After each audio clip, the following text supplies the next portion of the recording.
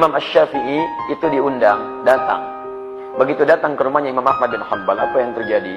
Maaf, begitu makan malam, makannya kelihatan seperti orang rakus, banyak makannya. Imam Ahmad biasa-biasa, jadi banyak makannya. Masya Allah. Begitu selesai, masuk kamar. Masuk kamarnya, malam-malam, anaknya Imam Ahmad itu penasaran. Ya, kata bapaknya, kamu lihat aja lah nanti, gak usah bertanya ke saya. Satu, makan banyak, lahap. Yang kedua, masuk kamar, dilihat oleh anaknya ini. Malam-malam bapaknya tahajud, keluar pintu kan, wudu. Imam Syafi'i enggak. Baik, makin aneh lagi. Besoknya subuh, Imam Ahmad memperbaiki wudunya, sholat. Imam Asy-Syafi'i kelihatan tidak berwudu, sholat. Makin bingung lagi. Diadukan pada bapaknya. Apa hebatnya guru ayah ini? Ayah makan secukupnya, kelihatan rakus, lahap sekali makannya. Yang kedua, ayah tahajud malam, ini tidur. Apa karena kebanyakan makan jadi ketiduran? Yang ketiga, ayah wudu, ini tidak. Jangan-jangan kelupaan juga gitu. Baik, ini yang paling menarik. Kata bapaknya, saya tidak mau berpikir yang buruk tentang guru. Tuh, adab lagi. Coba lihat. Jadi murid yang baik itu tidak akan berprasangka buruk pada gurunya. Imam Ahmad kurang soleh apa lagi? Soleh, hafal banyak hadis, bahkan dikatakan konon 1 juta hadis.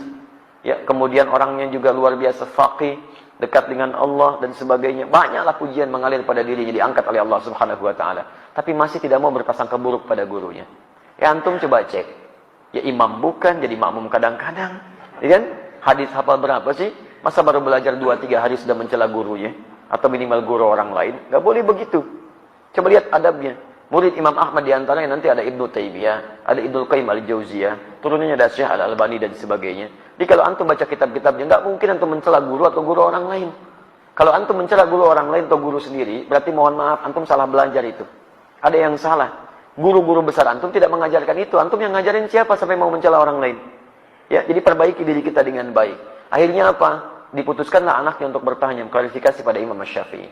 Ketika ditanya, kenapa anda makannya lahap? Bukankah orang-orang yang baik itu orang soleh makannya secukupnya? Lihat jawaban Imam Syafi'i. Ya, tahukah anda? Nah, makanan itu sulit ditemukan mana yang benar mendapatkannya. Dari mencarinya, cara memasaknya, sampai dihidangkannya. Saya punya keyakinan, tidak ada makanan yang paling halal di kampung ini kecuali makanan bapak kamu.